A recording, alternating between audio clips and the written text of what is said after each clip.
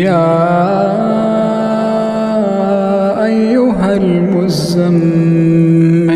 قم الليل إلا قليلا نصفه وانقص منه قليلا أو زد عليه ورتل القرآن ترتيلا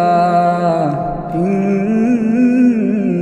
سنلقي عليك قولا ثقيلا إن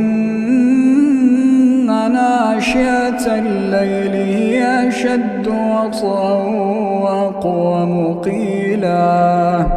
إن لك في النهار سبحا طويلا واذكر اسم ربك وتبتل إليه